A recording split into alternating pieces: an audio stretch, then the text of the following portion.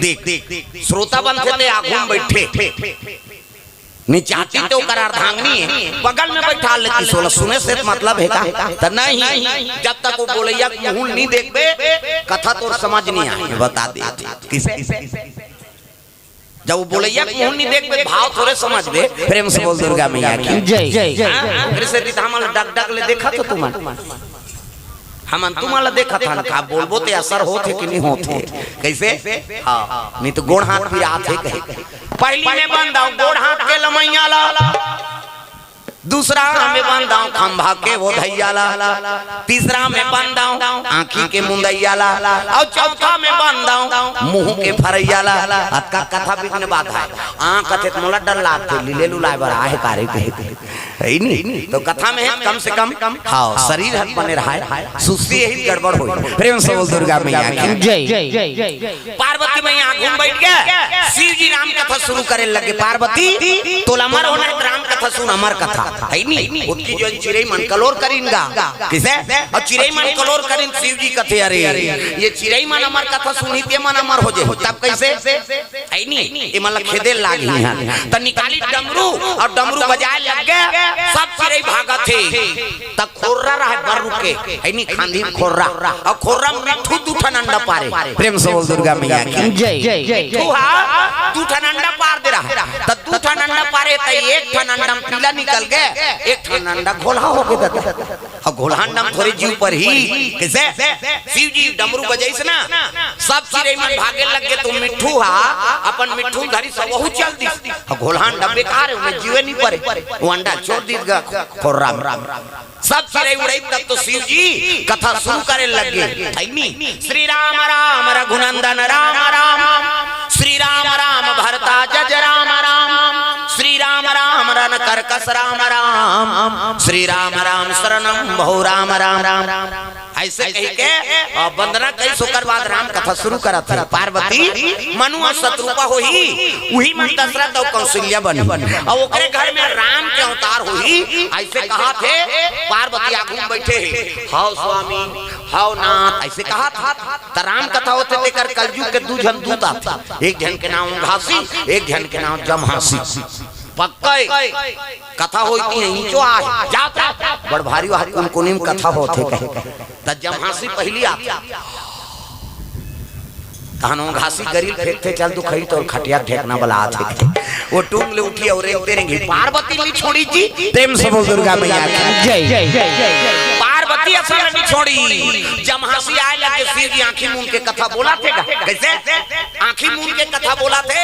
जमहासी आ गए नींद हब्बर के पार्वती की और नींद पर थे गोठिया थे तुम सुनते सुनते कथो का काली रखिया बड़ी रांधो कही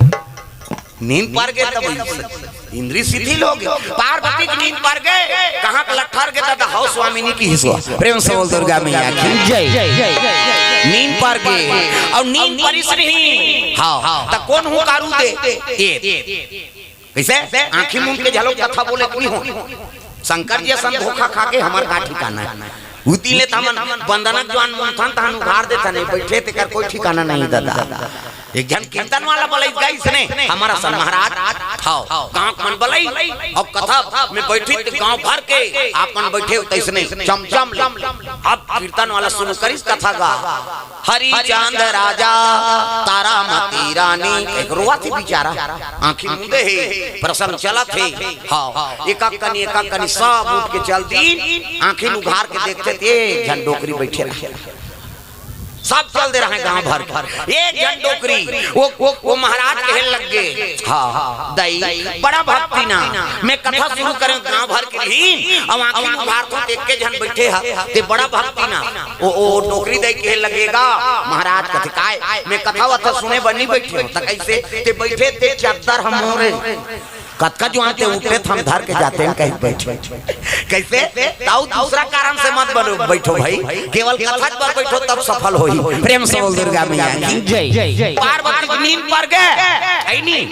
हूं कारू देना बन शिव जी राम कथा बोला थे त राम कथा प्रभाव से का हो गए वो घोला अंडा में जीव जी पर वो घोला अंडा में जीव पर गए अब अंडा फोड़ के निकल गएगा मिठू पिलाइए दे अब हमार घर धर के नाने हो यहाँ कहाँ टमड़त रहते ना जोरदार मिट्ठू पीला गोलहांडा में जीव पर के राम कथा प्रभाव से अब मिट्ठू निकल के दादा प्रेम से बोल दुर्गा मैया की जय। अब निकली से नहीं तब ये देखे लगे है भगवान पार्वती मैया नींद पर गए और शंकर जी असन कथा बोला थे तब हुंकारू में दे देते प्रेम से बोल दुर्गा मैया की जय। हुंकारू में दे देते हो कहीं के हाँ ये मिट्ठू बोले लगी शिव जी कथा बोला थे राम जी का अवतार होई पार्वती हाँ जानकी मैया झलोक जन्म होई ऐसे कहा थे का कहा था हाँ दादा ऐसे की हाँ दादा अब पार्वती थोड़े भाई स्वामी थोड़े कहीं जीवे है नहीं और शिव दादा जीवन की तो ये कहा थे हाँ दादा दो तीन गांव दादा किसने शिव जी आंखें मुंदे रहते बट ले उघार दा ये दादा का होया कौन है दादा पार्वती स्वामी कही भगवान कही शंकर जी कही अब ये दादा कथे ते का यहां दार में काला बड़ी मसाला है दादा अब बट आंखें उघार के देखी इतनी तब पार्वती की नींद पर गई प्रेम से बोल दुर्गा मैया जय। पार्वती की नींद पर गिरा है घुसिया के सिर ये पार्वती कथे आई हम नींद पर गिरी तई उई दिन वो आई शब्द निकले माता मन कहीं होई तई कथा सुनल के रहे आई हम गणित जानन तई आई कथे तहन दई कथे दादा मन का भी गाड़े है कथे अरे को जान तो दादा का नाम लेओ प्रेम से बोल दुर्गा मैया की जय। पार्वती मैया हां कहे लग गए नींद पर गिरी महाराज पार्वती तोला में हमार कथा सुनात रहे अब दूसरा चीज हमार हो गए तोर से रहा पता लगा दे वो कहां है तेला हुंकारू मत देबे तब तो फिर शिव जी बोली राम जी का अवतार हो अधर्म का नाश करही है नहीं धर्म के हाँ धर्म बढ़ाए बर भगवान जन्म लेते पार्वती ऐसे की तय तो टकरा रहा है बेचारा हाउ दादा किसनी शिव जी कते बा ईच रुख में है वो तब तो बिना कुछ लाडर दे लगी कौन शंकर जी महाराज प्रेम से बोल दुर्गा मैया जय। शिव जी महाराज वो पिनाक त्रिशूल भेजे लग गए तब पिनाक त्रिशूल शंकर जी के त्रिशूल कहां से बने हैं लोहा के तांबा के चांदी के सोना के काक त्रिशूल एक शिव जी के हो तांबा के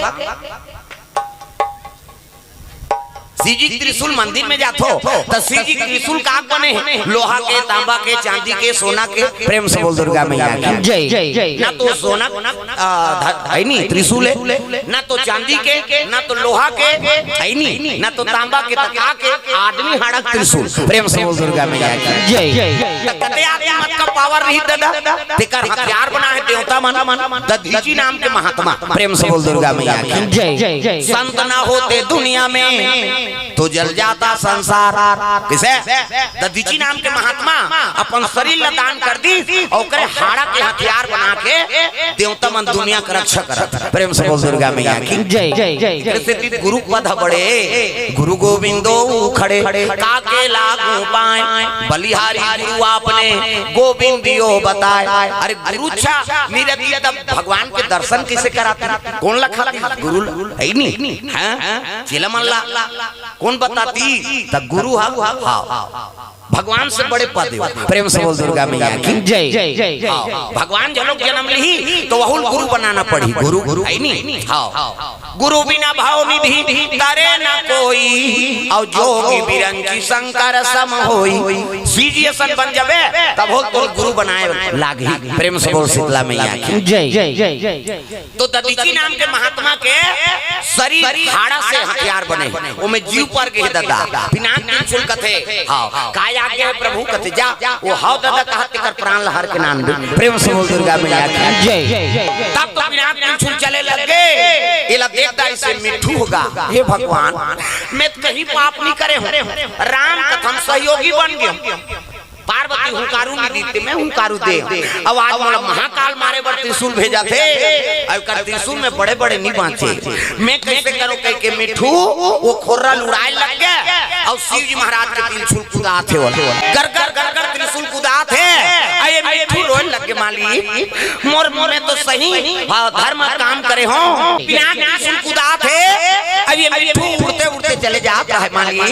मोला आई नहीं मारे बरते त्रिशूल भेज दे, मैं कोई पाप तो नहीं करे हूँ, तो कौन आराधना करे लगे मिट्ठू भगवान राम के आराधना करा थे, तब आई नहीं रघुनाथ में अनाथ हूँ तार ले मोला, दुर्गा मैया की जय। ये मिट्ठू रात चले जाते, रघुनाथ कौन लगते थे भगवान राम, रघु मतलब जीव, हम जनकन के मन जीवन और सब जीव के नाथ कौन है राम, प्रेम से बोल दुर्गा मैया की जय। कर से बोला रघुनाथ का थे, रघुनाथ में अनाथ हूँ तार ले मोला, हाँ भगवान की आराधना करत रहा तो याद करबे तब दया करी भगवान, भाई जीव है यादे की नहीं करी तब दया कैसे होही, प्रेम से बोल दुर्गा मैया की जय। हम याद मात्रा याद दवात के दा किसे और याद करबे नहीं तो दवात के दाल परक रुखान का घूम लगा देते हो, दया प्रेम से बोल दुर्गा मैया की जय। हम यादे नहीं करबो जीव हा तब दया कैसे करी परमात्मा है नहीं, कई जन कहते थे हम लोग भगवान अब्बर सजा देते या कहते आओ नाचते सब भाई हमन समय चल बिगाड़ता रहे है नहीं, अपन कर्म में बिगाड़ता रहे तो भगवान तो सजा नहीं दी का सुख थोड़ी दी भाई, सुख के रद्दा चला मन नहीं खोला था, प्रेम से बोल दुर्गा मैया की जय। कर्म प्रधान विश्वरा चिराखा और जो जस करही तसुफल चाखा, कर्म बनाना पड़ी और कर्म प्रधान है कलयुग में, कर्म की रक्षा है भगवान ओकरे साथ ददा और कर्म बिगाड़ दी तो समझ है नहीं, हां दुख के पहाड़ टूटी तोर ऊपर, प्रेम से बोल शीतला मैया की जय। ये मिट्ठू रात रात चले जाते और रात जाता है तो मिट्ठू सोचने लगे है भगवान ये महाकाल के त्रिशूल है, कौन हो डोंगरी जाऊं तो डोंगरी ध्वस्त हो जाए, कैसे कौन हो खुर्रम जात हो तो आग लग जाही, मोर प्राण भी बाँचे कैसे करूं, तो भगवान ले याद करबे तो सद्बुद्धि प्रदान करते हो, प्रेम से बोल शीतला मैया की जय। वो मिट्ठू रात रात चले जाता है तो यमुना जी में जन माता नहाते को अरनी माता व्यास नारायण के पत्नी यमुना के तीर में गोकुल गांव है, दुर्गा मैया की जय। तो अरनी मैया नहात रहा है, अरनी कौन है व्यास नारायण के पत्नी, व्यास नारायण विष्णु जी है और अरनी कौन है लक्ष्मी का अवतार, प्रेम से बोल दुर्गा मैया की जय। तो गंगा नहात रहा है वो हां माता मन अब्बड़ जवान लेना हम नहाना छोकरा मन जल्दी ना होइया कौवा संपूर और तेरे आई में तेड़ी रगड़ती सी सी कह उपचरी छबना उखड़ जाए, माता मन नहाते थे दर्रा पथरा डोरका पोछा रेडीमेड वाला तांत कहीं नहीं मिली खपरी वहु नहीं मिली कपड़ा लाइट के रगड़ते, हां ततो ई मन सके हमर खररी उधर जाए ततो लइका मन नहा आना रे नहाऊ कतनी नान पिराते थे त का करता ना हम पापा सन नहाएंगे ओकर पापा नहीं लगड़े दादा चभरंग ले बोरी चल चला पहिर कहीं कैसे अब ये मन नहाते थे है नहीं ऐसे धरी सी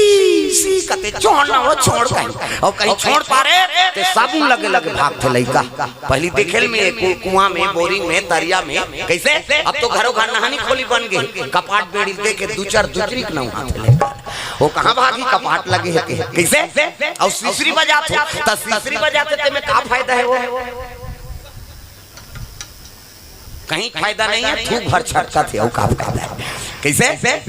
सी सी कहते हो मैं का फायदा है,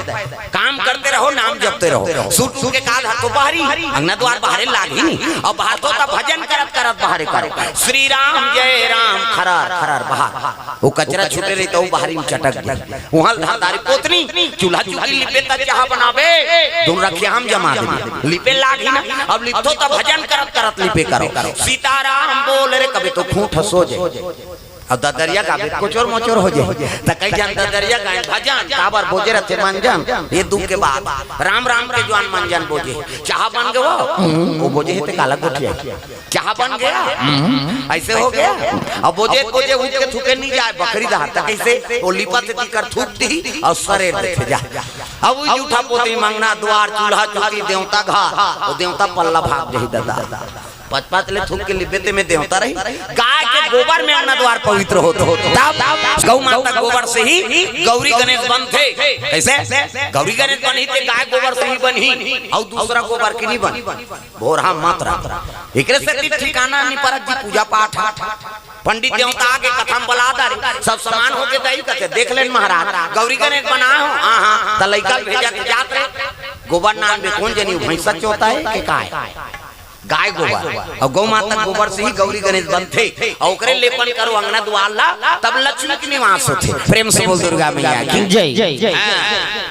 ऐसे बात दीदी भले दूसरा सामान खाएंगे ही गाय गोबर खाएंगे तो पूजा सफल नहीं है दादा है नहीं। गौ माता गोबर से ही हाँ गौरी गणेश और लक्ष्मी के निवास होते। प्रेम से बोल शीतला मैया की जय। तो अरनी मैया गंगा में नहात रहा व्यास नारायण के पत्नी हे गंगा मैया मोला लहरा ले प्रेम से बोल दुर्गा मैया की जय। सुंदर अरनी मैया नहात रहा है और स्नान करके ना सूर्य अर्घ देते हो। प्रेम से बोल दुर्गा मैया की जय। भगवान गुरु बनाए अर्घ देथन हाँ ओम गुरुवे नमः। अब भाई ऋषि पत्नी इतना अनमोल बात नहीं है हाँ योग के माध्यम से अर्घ देत रहा है ओम अब ओम कबे तो मुंह भूल जाती ऐसे उई रहा ले मिठू रात आता है मिठू अब मिठू आप रहते कहते हे भगवान कोनो डोंगरी में जाऊं ते ध्वस्त हो जही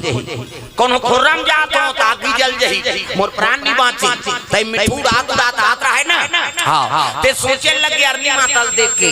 एकरे गर्भ हम खुसर जाऊं का। प्रेम से बोल दुर्गा मैया की जय। अमर कथा सुने है ना वो है नहीं अब